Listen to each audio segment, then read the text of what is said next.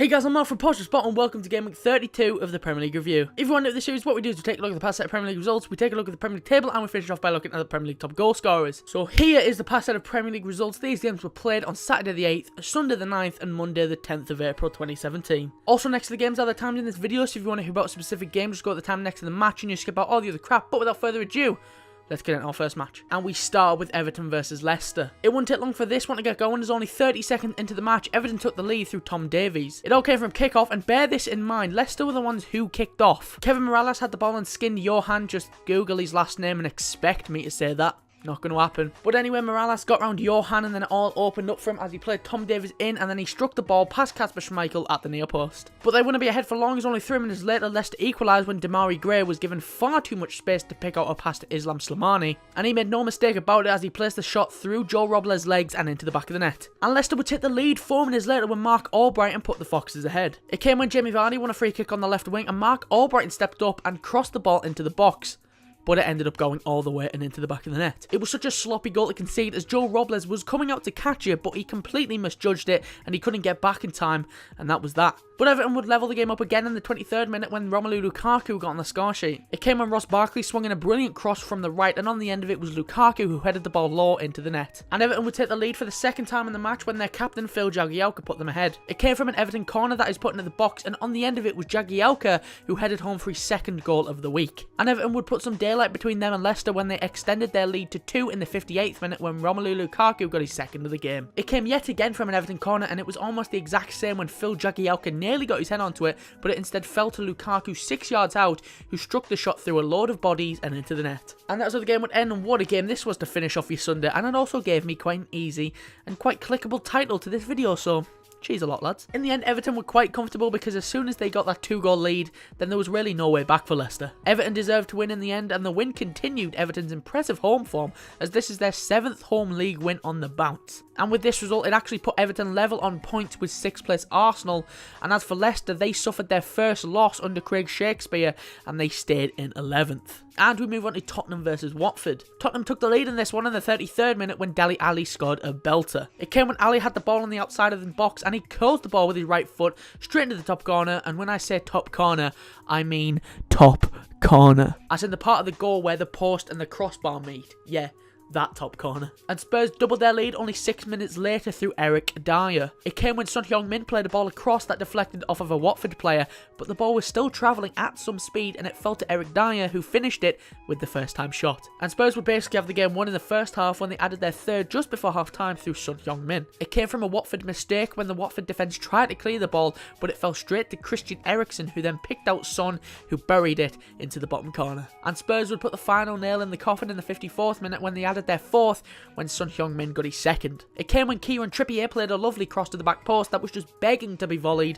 and the South Korean was more than happy to do so as he ran into the back post and hit it on the half volley into the far corner. And that's how the game would end, and what more can I add? Tottenham were a completely different class. Watford really had no chance. Every Tottenham goal was a good goal. There was no scrappy ones, and Son Heung-min played fantastic. I'm not exaggerating, he genuinely could have had 5 goals. But with this result, Tottenham continued the pressure on Chelsea as this reduced the gap to 4 points with Chelsea still to play, and this loss left Watford in 10th, but they could drop with a bunch of teams still to play over the weekend. And we move on to Manchester City versus Hull. Man City took the lead in the 31st minute when Hull player Ahmed El Mohammadi put the ball into his own net. It came when Jesus Navas did some good work on the right hand side and he put in a low cross behind the Hull defenders, and the Egyptian can't sort his feet out and ended up side footing the ball past his own keeper. And Man City doubled their lead just after half time through Sergio Aguero. The goal was basically made from nothing by Raheem Sterling when the winger suddenly got a fire lit under him and he danced his way through the Hull defence before cutting the ball back to Aguero, and his shot squirms through the legs of Hull keeper Eldin Jakubovic and creeps over the line. And Man City would wrap up all 3 of the points in the 65th minute when they got their 3rd through Fabian Delph of all people. It came when David Silva had the ball on the edge of the Manchester box and he twists and turns and that allows City to break. It ended up with Raheem Sterling, who cut it across to Fabian Delph, who was on the edge of the Hull box, and he took a touch and smashed the ball into the bottom corner. But Hull would get a goal back in the 87th minute through Andrea Ranocchia, and this would just be another nail in the coffin of Claudio Bravo, as no way in hell should this have gone in. It came when a Hull corner is whipped into the box and City do manage to get the ball clear, but Hull do get a second chance and they make good of it when Ranocchia poked the ball goalwards, and it was going at a snail's pace, but it somehow manages to trickle over the line and past Claudio Bravo. And that's how the game would end. A comfortable win for City in the end, but I'm sure that Pep would have liked to see side keep a clean sheet. This win actually brought end to a horrible Man City run, as they were without a win in 4 league games. And it also ended Hull's winning streak, as this is their first loss in 3. But with this result, Man City kept their name in the hat for Champions League football next season, as they stayed in 4th, and Hull stayed just on the cusp of the relegation zone in 17th. And we move on to Bournemouth versus Chelsea. Chelsea took the lead in the 17th minute through an own goal, I think. It came when Victor Moses played a low cross into the box and Diego Costa was the man who collected. He was able to turn and shoot, but the shot was terrible. He completely sliced it, but this is where the confusion happens. The ball did end up in the back of the net, but it did take a deflection off of Adam Smith, who was sliding in desperately trying to block. I'm not too sure, but they do have it down as an Adam Smith own goal, so I'm also going to count it as an Adam Smith own goal. And Chelsea would double their lead only 2 minutes later, and unlike the last one, we knew exactly who scored this one. It came when N'Golo Kante had the ball and he played it through to Eden Hazard, and the rest was easy as ABC. He goes round the defenders, then he goes round the keeper and slots into the empty net. But Bournemouth would keep the game alive, as in the 42nd minute they got to go back through Joshua King. It came following a brilliant bit of play that turned defence into attack, and it ended up with Benik Afobe playing the ball through to Joshua King, and he was able to smash the ball home. But Chelsea would re-establish their 2-goal lead in the 68th minute when Marcos Alonso got on the score sheet. It came from a free kick, and the Spaniard steps up to take it, and he gets it over the wall, and the ball flies into the top corner, and Artur Boruc had no chance. And that's how the game would end. A very comfortable win in the end for Chelsea, as Bournemouth, they didn't really struggle with a Chelsea goal apart from the odd chance. But with this result, Chelsea maintained their 7-point lead at the top of the table with 7 games left, and Bournemouth dropped down to 15th. And we move on to Crystal Palace versus Arsenal. Crystal Palace took the lead completely against the run of play in the 17th minute through Andros Townsend. It came when Johan Cabaye and Andros Townsend play a 1-2 with each other, and then it's put out wide to Wilfried Zaha. And despite the fact that Zaha slips over, he manages to pull off a great pass as it rolls to the feet of Townsend, who dinks it over the keeper and the in-sliding Mustafi and into the back of the net. And Palace would double their lead in the 63rd minute through Johan Cabaye. It came when Wilfried Zaha played a ball into the box, and it comes to Johan Cabaye, and it looks like he's going to take a touch before shooting, but the Frenchman catches everyone off guard and lifts it over the keeper and into the back of the net. And would you believe it, Palace would have the perfect chance to kill the game off in the 68th minute when they were given a penalty. It came when Andros Townsend had the ball in the box, and Arsenal keeper Emiliano Martinez,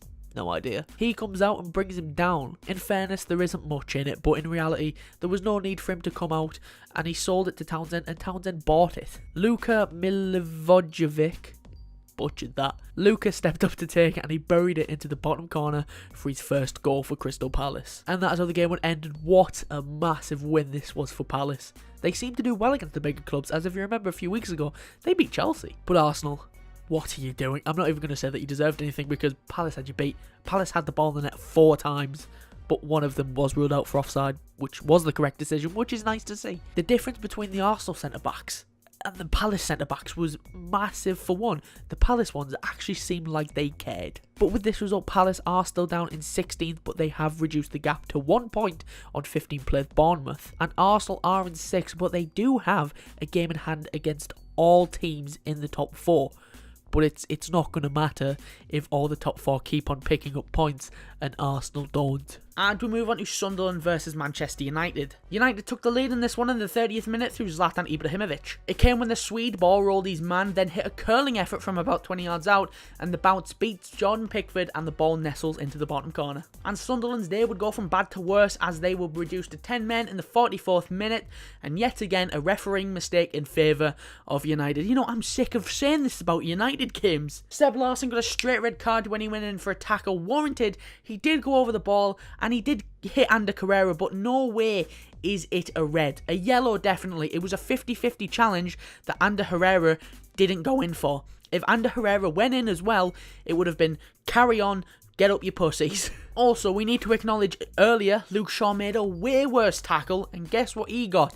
Diddly fucking squat. It's just fucking embarrassing. The fact that Mourinho has all referees in this league twisted around his little finger. Absolute bellend. But anyway, Man United would take advantage of the extra man, as only 46 seconds into the second half, they doubled their lead through Henrik Mkhitaryan. It came when the Armenian had the ball on the edge of the box, and he takes a shot that was low. It went through the legs of Lamina Kone and into the bottom corner past Jordan Pickford.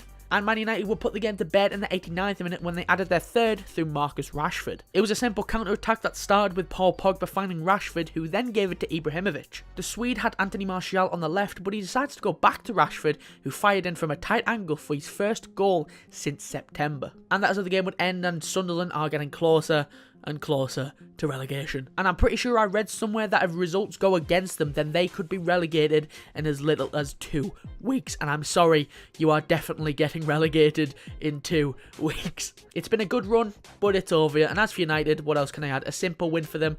And to be honest, if they won by anything less, then it would have been embarrassing. But with this result, Sunderland remain on the bottom and Manchester United moved up to 5th, but they could drop back down to 6th with Arsenal still to play. And we move on to Stoke versus Liverpool. The game was pretty boring in terms of goals and chances, but it was extremely scrappy in the middle of the pitch, but it was Stoke who took the lead in the 43rd minute through John Walters. It came just after Liverpool had a claim for a penalty, but it wasn't given. Stoke up the other end with Xherdan Shaqiri, and the Swiss international played a pinpoint cross onto the head of John Walters, who was unmarked, and he buried the header from close range. But after half-time, that would completely change as Liverpool brought on their heavy firepower when both Roberto Firmino and Philippe Coutinho came on, and they would flip the game on its head. As in the 69th minute, Liverpool equalised through Philippe Coutinho. It came when the cross is whipped into the box and the Stoke defenders can only clear it as far as Coutinho, who buried it, and this goal made Coutinho the highest scoring Brazilian in Premier League history. And 2 minutes later, Liverpool would go ahead through the other Brazilian, Roberto Firmino. It came when Jorginho Wijnaldum played a long high ball over the Stoke defence, and Firmino timed his run to perfection as he latched onto it and smashed the ball from the edge of the box past Lee Grant. And that's how the game would end. A big win for Liverpool, as these are the teams that we normally struggle against. Not this time. Liverpool did well to recuperate in the second half and were undoubtedly the better side, and they completed the comeback and gathered their first away win in 2017. As for Stoke, they were great in the first half and deservedly took the lead, but as soon as those Brazilians came on, then Stoke just couldn't deal with them. And with this result, Liverpool picked up a vital 3 points in their quest for top 4. This kept them 3rd, and Stoke dropped down to 13th. And we move on to West Ham versus Swansea. West Ham took the lead on the brink of half-time through Cheku Kyoto. It came when Mark Noble played the ball to Robert Snodgrass, who then laid it off, and in came Kyoto, who smashed the ball low from 25 yards out, and it nestled into the bottom corner. And that is how the game would end. A pretty boring game. A big result in the relegation battle. West Ham won't care how they win as long as they get all 3 points, as this has now left an 8-point gap between them and the bottom 3. Whereas Swansea are on the front line in the relegation zone. With this result, West Ham jumped up to 14th and Swansea remained in the bottom 3 in 18th. And we move on to West Brom versus Southampton. Southampton took the lead in the 25th minute when Jordi Clasie got his first Premier League goal. What a goal it was. It came when Dusan Tadic laid it off and the Dutchman drove it from the edge of the area and the ball flew into the top right corner and Ben Foster was rooted to the spot. And that is how the game would end. West Brom, they probably deserve something from that game, but Southampton keeper Fraser Foster played brilliantly. He made a couple of great saves to keep West Brom at bay, he did. But with this result, both teams stayed where they started, as Southampton are in 9th, West Brom in 8th. And finally, we've got Middlesbrough versus Burnley. Come on, Borough, you're doing this on purpose now.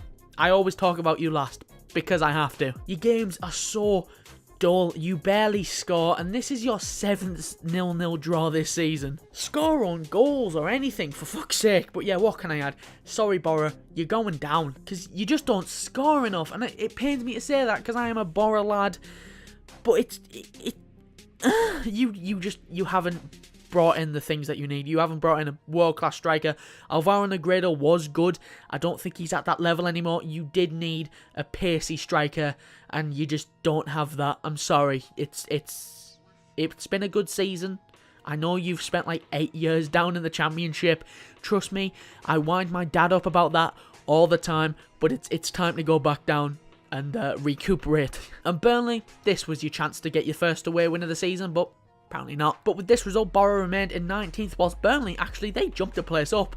They will move to 12th. Right, so that's all the fixtures I've got for you this week. Before we go, let's take a look at the Premier League table and top goal scorers, starting off with the Premier League table. That with the top 5, and as you can see, Chelsea are still on the top, maintaining their 7-point lead after their win at Bournemouth. Tottenham kept up the pace with Chelsea after beating Watford. Liverpool are 3rd after coming back to beat Stoke. Manchester City are 4th after their win against Hull, and Manchester United make up the top 5 following their win at Sunderland. Moving on to the bottom 5, and Sunderland are still on the bottom following another loss this week to Manchester United. Middlesbrough are 19th after another 0-0 draw this week against Burnley. Swansea are in 18th after losing to West Ham. Hull are 17th 17th after losing to Man City, and Crystal Palace make up the top 5 after their massive win against Arsenal. Moving on to the top goal scorers, and as you can see, Romelu Lukaku extended his lead at the top following his 2 goals this week. That took him up to 23 goals and 6 assists. Harry Kane is in second. He can add some goals to his tally now as he is back from injury. He's on 19 goals and 4 assists. Alexis Sanchez is third on 18 goals and 9 assists. Zlatan Ibrahimovic is fourth after adding a goal to his tally against Sunderland. That took him up to 17 goals and 5 assists.